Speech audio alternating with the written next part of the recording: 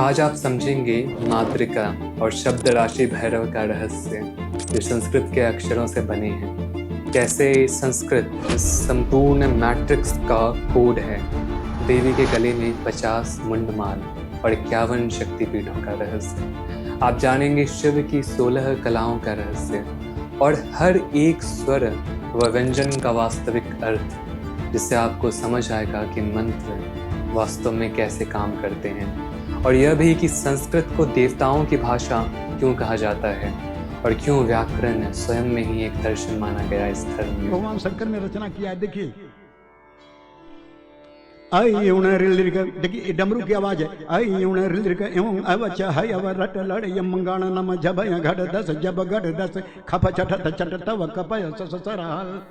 त्रिक तंत्रों के जिस रहस्य का आज मैं विवेचन करूंगा, उसे समझना इतना मुश्किल है कि मुझे 2 जन्म लग गए और मुझे नहीं लगता कि मेरे समझाने के बावजूद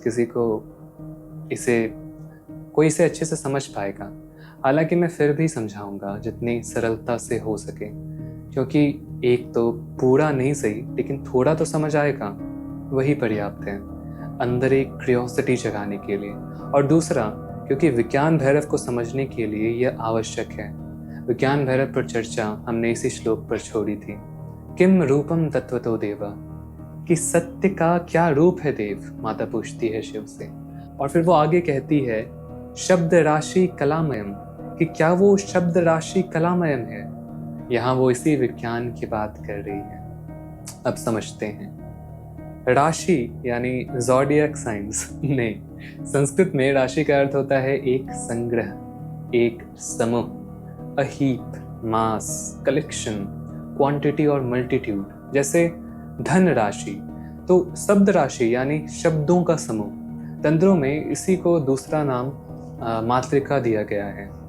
कला यानी शक्ति, जैसे भागवतम का यह श्लोक सहमृत्य काल कलया कल्पांतेदम ईश्वर, अर्थात ईश्वर अपने काल के कला से यानी समय के शक्ति से कल्प के अंत में संसार का संहार करते हैं। कला के हालांकि और भी अर्थ होते हैं जो मैं आगे समझाऊंगा। तो शब्द राशि कलामयम, मय यानी किसी चीज से भरा हुआ होना या बना हुआ होना, किसी चीज से व्याप्त होना। जैसे अन्नमय कोश जो अन्न से बना हो। तो देवी पूछ रही है कि क्या वास्तविकता शब्दों के समूह की शक्ति से व्याप्त है या उससे बनी है। शब्द राशि कलामयम है। क्या वास्तविकता की वास्तविकता मातृका है? क्या वही तत्वों की वास्तविक रूप है? देवी स्वयं मातृका है, फिर भी देखो कितनी सहजता, कितना भोलापन है उनके प्रश्न में, जैसे मानो उन्हें सच में इसका उत्तर पता ही ना हो। चलिए मातृका को समझते हैं। मातृका का लिटरल इंग्लिश ट्रांसलेशन है मैट्रिक्स। द मैट्रिक्स मूवी है ना हॉलीवुड में। What is the Matrix? The Matrix is the world that has been pulled over your eyes to blind you from the truth. वैसे ही कुछ को यहाँ पे रेफर किया जा रहा है।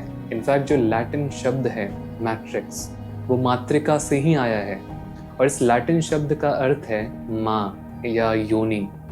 और बायोलॉजी, मैथमेटिक्स, डेटा साइंस, इन सब में मैट्रिक्स शब्द का प्रयोग किया जाता है, जिनमें इस शब्द का कॉमन मीनिंग है कोई ऐसी चीज़ जो किसी चीज़ को अपने में समाती है या अपने से उत्पन्न करती है या सहारा देती है, पालन पोषण करती है। जैसे एग्जाम्पल बायोलॉजी में एक टर्म है एक्स्ट्रा सेल्यूलर मैट्रिक्स, जो कोशिकाओं को थामती है और उसका पालन पोषण करती है। उसी तरह जो इस पूरे वास्तविकता को थामे हुए है और जो इसे उत्पन्न करती है वह मातृका है, जिससे यह वास्तविकता बनी है। और इस पर वास्तव में गहराई से अध्ययन केवल त्रिक में ही हुआ है। मातृका देवी शक्ति है। आपने ये कथा सुनी होगी कि देवी के शरीर के 50 टुकड़े हो गए और जहाँ जहाँ वो गिरे वहाँ शक्तिपीठ बन गए। यह 50 टुकड़े संस्कृत शब्द राशि के 50 अक्षर हैं, 16 स्वर और 34 व्यंजन। और ये 50 ध्वनियाँ संपूर्ण सृष्टि को स्वयं में समेटी है और स्वयं संपूर्ण सृष्टि में समाई है। शिव से पृथ्वी तत्व तक टोटल 36 तत्व हैं शिव, शक्ति, सदाशिव, ईश्वर, शुद्ध विद्या, माया, ऐसे करते करते पृथ्वी तक। इन 36 तत्वों के मेल से हर कुछ बना है। यह मैप है पूरी क्रिएशन का, ब्लूप्रिंट। इनमें शिव और शक्ति पहले 2 तत्व, ये 16 स्वर हैं, और बाकी 34 जो व्यंजन हैं वो 34 तत्व। इसीलिए इन्हें अक्षर कहा जाता है। अक्षर यानी नाश या अंत, और अक्षर यानी जो अनंत है, जिसका अंत या नाश संभव नहीं, क्योंकि यही 50 ध्वनि या अक्षर मूर्त रूप हैं उन 36 तत्वों के, जिनसे यह वास्तविकता बनी है।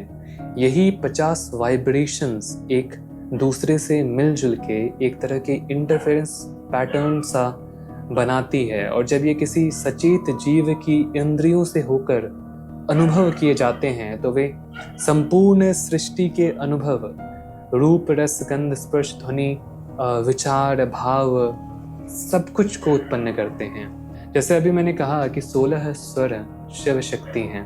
शिव शक्ति जो प्रेम के मिलन में एक हैं। वास्तव में शक्ति अभी शिव के अंदर है, अभी शिव का ही स्थान प्रोमिनेंट है। हालांकि इन दोनों में अभी कोई भेद नहीं है, और ये 16 स्वर उनके 16 एस्पेक्ट्स हैं, इसलिए स्वरों को शिव कहा गया है। व्यंजनों में शक्ति की प्राथमिकता होगी। अभी कोई सृष्टि नहीं है, अभी बस शून्य है, अभी बस शुद्ध चैतन्य है, अपने भीतर बस रचनात्मकता का एक पोटेंशियल समेटे हुए। वो पोटेंशियल के ही 16 एस्पेक्ट्स हैं, 16 कलाएं। यहाँ कला का अर्थ है डिविजन या रूप या पहलू। जैसे चांद के 16 कलाएं होती हैं ना, ये उस शिव के 16 कलाएं हैं, या आप क्रम भी कह सकते हैं, सीक्वेंस। उनके 16 पहलू जो हम अभी समझेंगे। कभी कभी एक 17वां कला भी ऐड कर दिया जाता है, उसकी भी बात होती है, अमृत कला, जो 37वां तत्व है। इसे परम शिव कहा गया है। ये इसीलिए है क्योंकि शिव इतने स्वतंत्र हैं कि उनको किसी कैटेगरी में फिट नहीं किया जा सकता है। अगर हम कहें कि उनके 16 रूप हैं तो एक सीमा बन जाएगी। वो हमेशा सारे कैटेगराइजेशंस या लिमिटेशन से बाहर रहते हैं। इसीलिए अगर 16 कलाएं हैं तो वो 17वें हैं, अगर 36 तत्व हैं तो वो 37th हैं। तो कभी कभी 50 अक्षरों में एक और जुड़ जाता है, अमृत कला, इसीलिए 51 हो जाते हैं। तो जो सोच रहे थे कि शक्तिपीठ तो 51 है, तो वो इस तरह हैं। अब मैं समझाता हूँ कि कैसे यह 16 स्वर, 16 एस्पेक्ट हैं शिव शक्ति के। ध्यान रहे कि अभी जिस अवस्था की हम बात कर रहे हैं, यह सृष्टि के सृजन से पहले की बात है। यह 16 बस पोटेंशियल का रूप है। अगर सृष्टि एक इंसान है तो आप कह सकते हो कि यह 16 स्वर का क्रम ई, यह तो अभी स्पर्म को ही फॉर्म कर रहे हैं, और इस स्पर्म को अभी योनि नहीं मिली है। वो व्यंजन यानी कॉन्सोनेंट की शुरुआत में होगा, और फिर उन्हीं में एम्ब्रियो का फॉर्मेशन होगा, और धीरे धीरे फिर बच्चा बड़ा होगा और जटिल होता जाएगा जब ये अक्षर शब्द का निर्माण करेंगे एक दूसरे से जुड़ के। संस्कृत को अगर आप समझ गए तो आप एक तरह से सृष्टि को समझ जाएंगे कि ये कैसे बनी है। भाषा और सृष्टि ये दोनों एक ही हैं, इसीलिए दोनों के बनने का क्रम भी लगभग एक जैसा ही है। इसीलिए व्याकरण इस धर्म में खुद का एक दर्शन था। मैं समझाता हूँ अच्छे से। शुरुआत पहले अक्षर से होती है, अ यानी अनुत्तर तत्व, अवेयरनेस।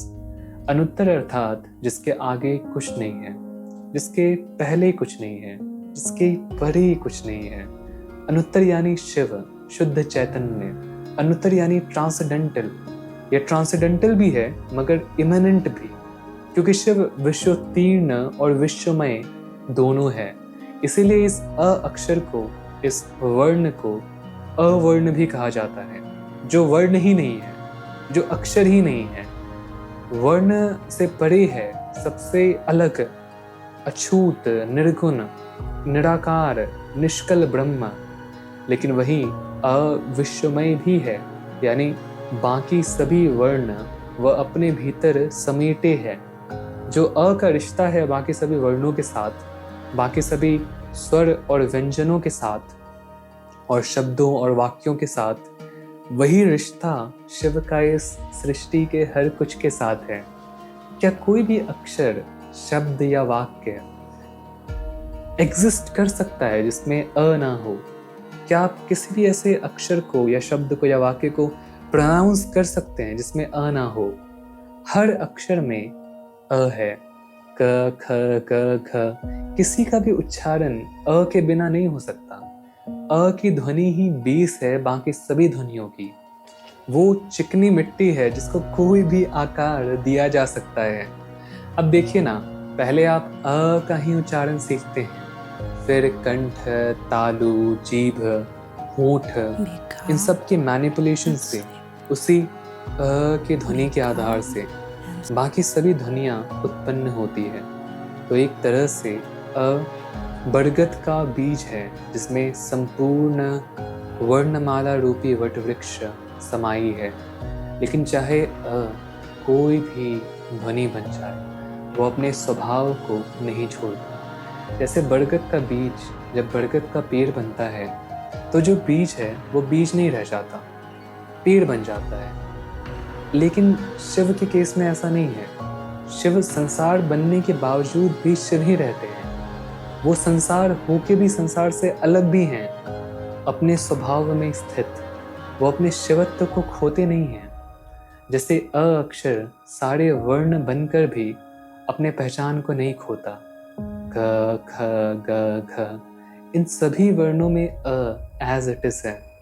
अब मैं यहाँ 1 घंटे तक अनुत्तर शब्द के ही कई अर्थों पर बात कर सकता हूँ। इनफैक्ट अभिनव गुप्त ने तो परात्रशिका विवरण में इस अनुत्तर शब्द के 16 इंटरप्रिटेशंस दिए हैं, जो एक तरह से 16 कलाओं का रेफरेंस है।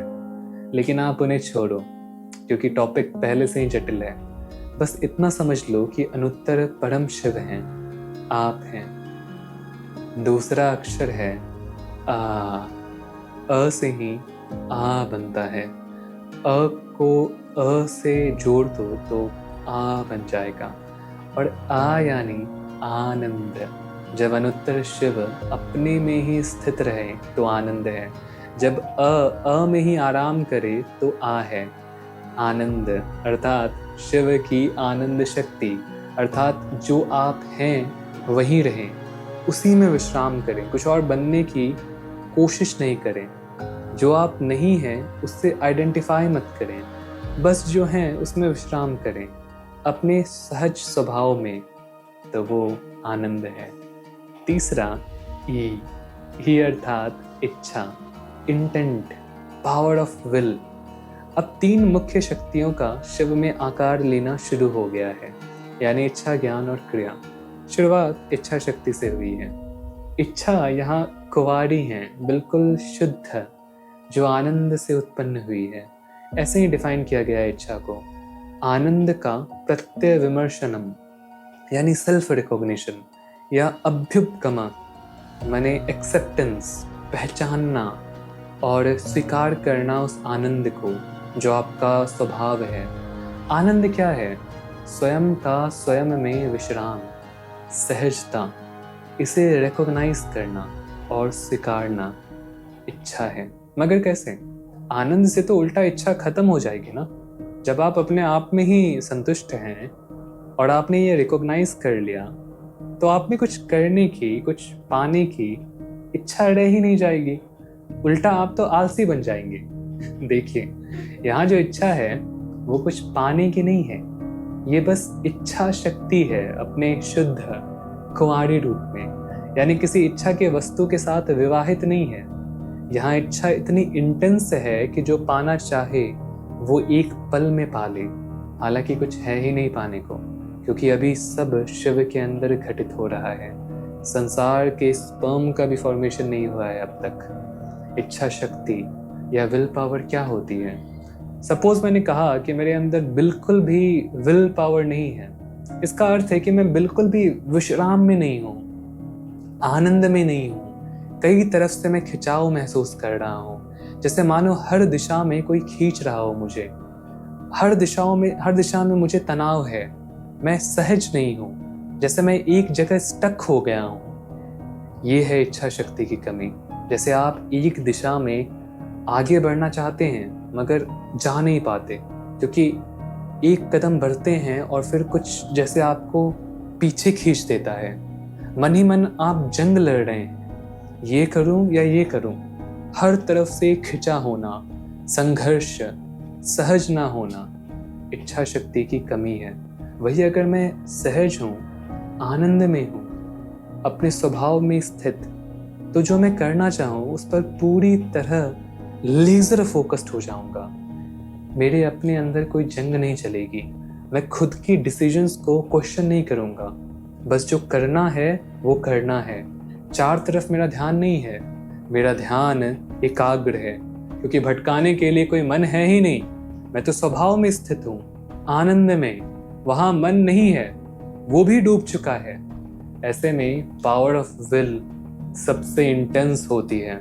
इस अवस्था में आप कुछ भी मैनिफेस्ट कर सकते हैं। दूसरी बात है कि इच्छा एक्सेप्टेंस है आनंद की, आपके वास्तविक स्वभाव की।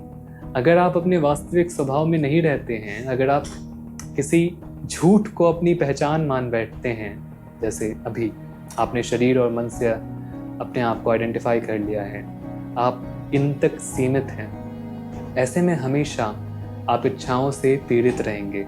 इच्छा शक्ति कभी चैन से नहीं बैठेगी। आपके पास सब कुछ भी आ जाएगा ना, तब भी आपको लगेगा कि कहीं तो कुछ कमी है, कोई एक अधूरापन है, किसी चीज़ की इच्छा है अंदर, पता नहीं क्या, लेकिन है। वो तब तक नहीं जाएगा जब तक आप पहचान की इन सीमाओं को लांघते नहीं हैं और वापस अपने आनंद स्वरूप को स्वीकारते नहीं हैं। ठीक है, अगला स्वर है ई। जब ई में विश्राम करे तो दीर्घ ई यानी लंबी ई बनती है। यही है ईशान। ईशान यानी शासक, कमांडर, राज करने वाला या स्वामी। यह शिव का नाम है, क्योंकि यह इच्छा आपको रियलाइज कराती है कि जो कुछ भी है सब आप हैं, सब आपका है। इच्छा यही तो चाहती है कि आप अपने सीमित पहचान को छोड़ के पूरे अस्तित्व को अपने पहचान में शामिल कर दो। इच्छा सब कुछ चाहती है, इसीलिए इच्छा का दूसरा रूप है ईशान। पहले रूप में इच्छा की कोई वस्तु नहीं थी, बस इच्छा अपने शुद्ध रूप में थी। लेकिन ईशान रूप में वो वस्तु भी कहीं ना कहीं तस्वीर में आ जाती है, क्योंकि स्वामित्व तो ठीक है, मगर किस पर? तो जो सृष्टि आगे बनेगी उसका डीएनए प्रकट होने लगा है स्पर्म में। इच्छा अभ्युपगमा है, यानी स्वीकृति।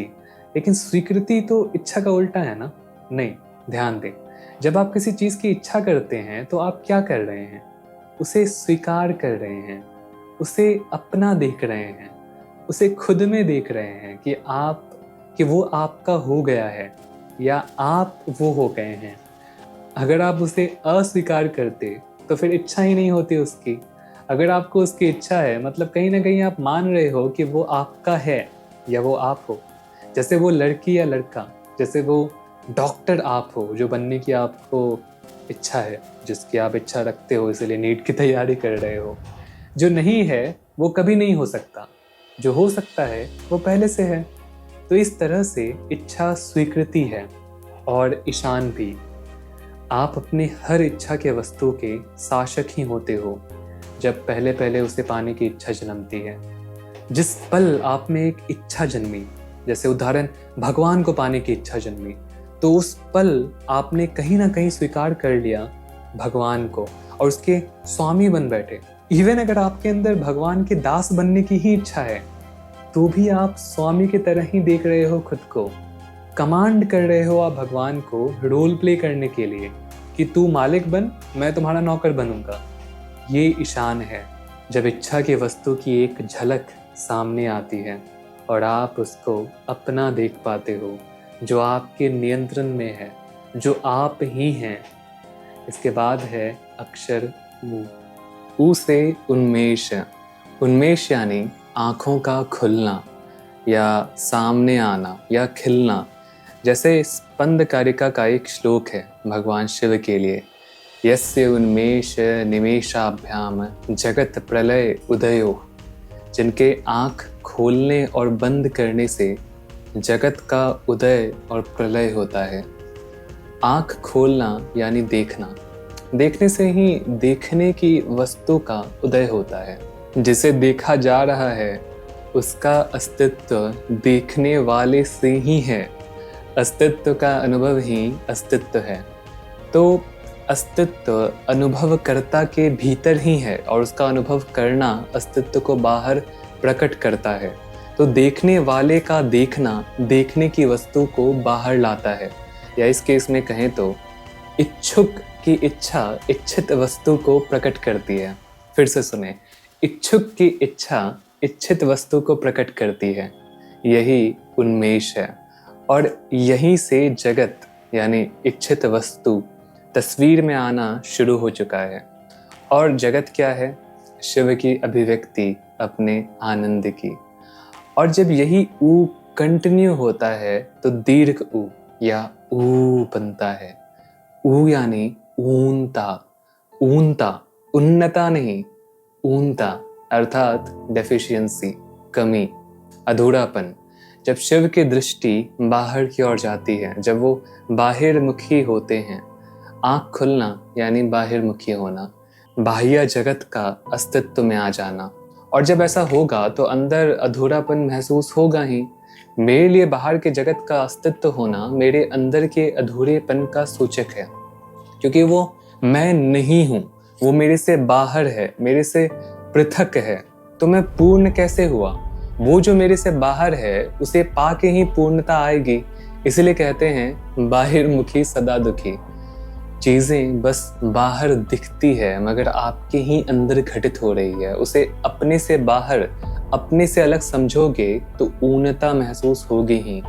अब आप स्वयं देखो ना, जब आंख बंद करके स्वयं पर ध्यान करते हो तो आनंद, पूर्णता महसूस होती है। और फिर ध्यान के बाद बाहर की दुनिया में जब आप थोड़ी देर भी आते हो, जब बाहर थोड़ी देर भी देखते हो, रहते हो, तो अपूर्णता महसूस होने लगती है। उन्मेष ही पूर्णता का रूप लेता है और बस यहीं से अस्तित्व शिव से अलग होना शुरू कर देती है। हालांकि अभी तक सब डीएनए लेवल पे ही हो रहा है, स्पर्म के लेवल पे जेनेटिक मटेरियल बन रहा है, बाद में जेनेसिस होगा, यही फिर बाहर रिफ्लेक्ट होगा। अभी पूरा बरगद का पेड़ बीज के अंदर बन रहा है, तो अभी अद्वैत में ही है हम। खैर, कहा गया है ऊकारांत तत्प्रभावत्वाद अन्नस्य, अर्थात अ से लेके ऊ तक, यानी इन्हीं 6 अक्षर के प्रभाव से अन्य सारे अक्षर बनेंगे। जैसे ए अ और ई से बनेगा, और फिर ए आ और ई से बनेगा, इत्यादि। अर्थात यही अधूरापन और बाहिर दृष्टि होना पूरे जगत को जन्म देता है।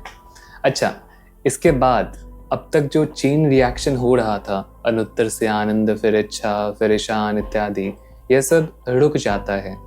इसे प्रतीकात्मक रूप से सती के अग्निदाह से दर्शाया गया है। अब तक शिव शक्ति का खेल चल रहा था और फिर सती का अग्नि दहन हो गया और शिव में फिर एक स्थिरता और एक निष्क्रियता आ गई। शिव शक्ति विहीन हो गए। री, री, ली और ली, ये 4 नपुंसक वर्ण, ये अवस्थाएं हैं। र अग्नि बीज है, सती का अग्नि दहन, और ल पृथ्वी बीज जो स्थिरता का प्रतीक है। तो अभी शिव में एक स्थिरता आ गई है। इस अवस्था को अनाश्रित शिव कहते हैं। अनाश्रित यानी इंडिपेंडेंट, बिना शक्ति के शिव, ध्यानस्थ। अच्छा, अगर अभी तक मैंने नहीं बताया तो ये जो सारे वर्ण हैं और उनसे जुड़ी अवस्थाएं, ये आपकी ही अवस्थाएं हैं और इन्हें एक्सेस किया जा सकता है, इनमें स्थित हुआ जा सकता है। जैसे ये जो अनाश्रित शिव की अवस्था है, इसको हालांकि शरीर में रहते हुए नहीं जाना जा सकता, मगर अगर आप शरीर रहते स्थित हो जाओ इसमें कैसे भी, तो आपके लिए पूरी तरह से जगत खत्म हो जाएगा, शरीर जैसे मृत व्यक्ति की तरह हो जाएगा और फिर कुछ ही क्षणों में आप या तो इमीडिएटली शरीर छोड़ देंगे, शरीर हैंडल ही नहीं कर पाएगा, या तो आपका शरीर फिजिकली चेतना में विलीन हो जाएगा, आप कह सकते हैं अंतर ध्यान हो जाएगा, या बिल्कुल शून्य की अवस्था है, निर्वाण है, या वेदांत के निर्गुण निराकार निष्क्रिय ब्रह्म की अवस्था। हालांकि उससे भी इंटेंस और परे, क्योंकि वो तो और नीचे व्यंजनों में आता है। इन 4 वर्णों को नपुंसक यानी इम्पोर्टेंट या एसेक्सुअल वर्ण कहा जाता है, क्योंकि चेन रिएक्शन यहाँ रुक गया है, शक्ति नहीं है और शिव की सृष्टि की इच्छा थम गई है। लेकिन शक्ति का पुनः जन्म होगा और शिव उनमें पुनः वो एजिटेशन लाएंगे। एजिटेशन के लिए जो वर्ड यूज किया गया है शास्त्रों में वो है शोभा। शोभ अर्थात डिस्टर्बेंस, उथल पुथल या सेक्सुअल स्टिमुलेशन। ये शब्द तंत्रों में बहुत यूज किया गया है, शांत चीज के अंदर विचलन पैदा करना। जैसे पार्वती का जब जन्म हुआ तो वो शिव के बारे में सब भूल गई थी, उनके अंदर कोई इच्छा नहीं थी शिव को जानने की, उनसे प्यार करने की, उनको पाने की।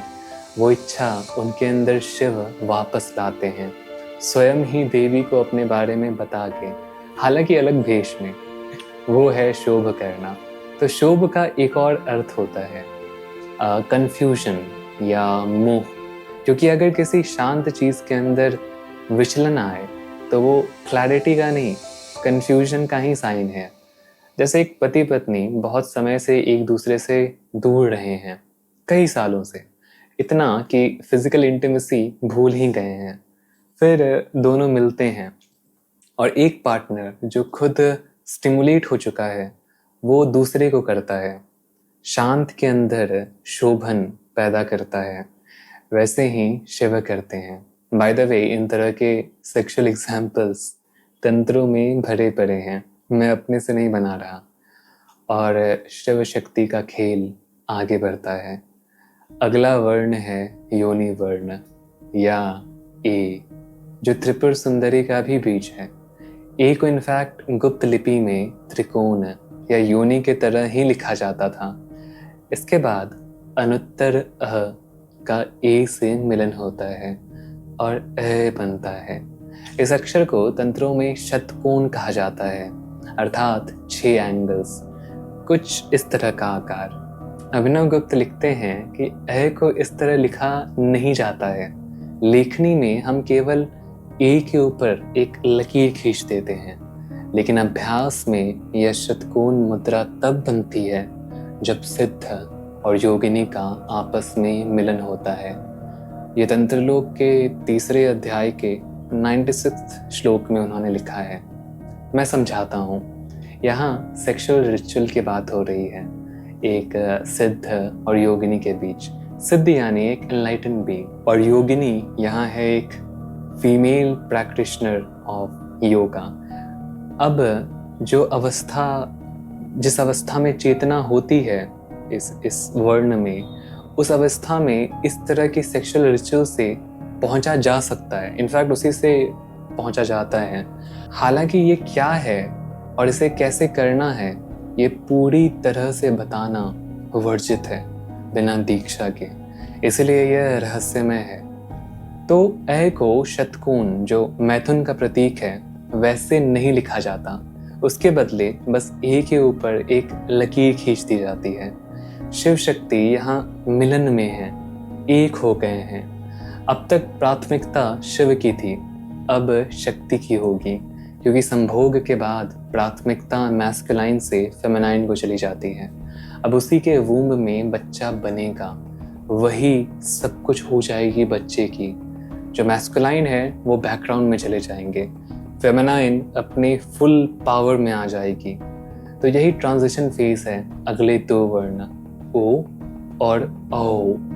ओ यानी ओट, ओट अर्थात इन्वोक करना शक्ति के फुल पोटेंशियल को, और अ यानी और्जित अर्थात महानता, पूर्णतः सशक्त, ताकतवर, यानी शक्ति अपने फुल फॉर्म में।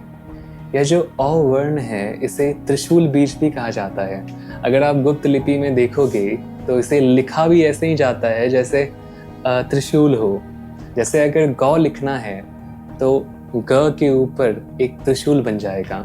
त्रिशूल इसीलिए क्योंकि इस अवस्था में इच्छा, ज्ञान और क्रिया, शिव की तीनों शक्ति या देवी के तीनों एस्पेक्ट अपने फुल पावर में होते हैं। इसके बाद शिव का स्पर्म फुली फॉर्म हो जाता है और बिंदु का रूप ले लेता है या अनुस्वार, बिंदु जो रिलीज होने के लिए तैयार है। बिंदु का लिटरल मीनिंग होता है स्पर्म या सीमन। और फिर आखिरी स्वर विसर्ग यानी विसर्ग यानी इजैकुलेशन, रिलीज करना, स्पर्म का योनि में प्रवेश करना। यहाँ से शिव बैकग्राउंड में चले जाते हैं और आगे का क्रिएशन शक्ति संभालती है। इसके बाद व्यंजन शुरू होता है जिसे योनि बोलते हैं। स्वरों को बीज बोला जाता है, वो आपको समझ आ ही गया होगा क्यों। 34 व्यंजन हैं और वो बाकी 34 तत्वों के प्रतीक हैं। इनके बारे में मैंने शिव के सूत्र या थ्रेड्स ऑफ ट्रांसेंडेंस में डिटेल में समझाया है, तो आप वहाँ पे पढ़ लेना। और आखिरी व्यंजन है अक्ष, जो क और श से मिल के बना है। इसे संयुक्त व्यंजन कहते हैं। और भी हैं जैसे ज्ञ इत्यादि, जो ये दर्शाता है कि अब आगे की दुनिया इन्हीं 36 तत्वों के मेल जोल से बनी है। अक्षरों से शब्द बनेंगे, शब्दों से वाक्य, वाक्यों से किताबें, कहानियाँ और ये सेशन जो आप सुन रहे हैं। क्या अब आपको समझ में आ रहा है कि हम संस्कृत को देवों की भाषा क्यों कहते हैं? संस्कृत के वर्ण शिव के डमरू से निकले थे और महर्षि पाणिनि ने उन्हें सुना और 14 सूत्रों के महेश्वर सूत्र या प्रत्याहार सूत्र में उन्हें लिखा। भगवान शंकर ने रचना किया है, देखिए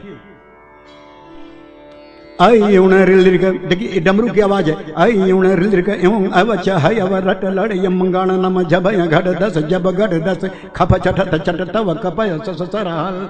ये 14 सूत्र है। डिम डिम ड्रिमिक डिम डिम ड्रिमिक आई ये शंकर जी का डमरू काशी में। उसी समय नंदिकेश्वर, जिन्हें नंदी का अवतार कहते हैं, उन्होंने नंदिकेश्वर काशिका लिखा, जिसमें उन्होंने इन अक्षरों के गहरे अर्थ को बताया कि कैसे शिव के डमरू से दुनिया अस्तित्व में आती है। तुलना करें इसका अंग्रेजी से, जो ABCD का सीक्वेंस है जिसे बच्चों को गाने की तरह रटाया जाता है। उस सीक्वेंस का कोई लॉजिकल या इनहेरेंट मीनिंग नहीं है। संस्कृत की तुलना में इंग्लिश उतना ही विकसित है जितना इंसान की तुलना में गोरिल्ला। सही कहते हैं कि भाषा सभ्यता की पहचान है। किसी की भाषा कितनी सोफिस्टिकेटेड है, इससे हम समझ सकते हैं कि सभ्यता कितनी सूक्ष्म और महान होगी।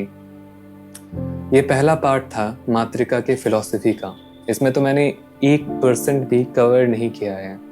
थोड़ा और इस पे मैं चर्चा करूँगा, कम से कम 2%। इसका प्रैक्टिकल इम्प्लीकेशन समझाऊंगा, लेकिन वो अगले सेशन में। अध्यावत इत्यमेव शीघ्रं मिलामः। ओम नमः शिवाय।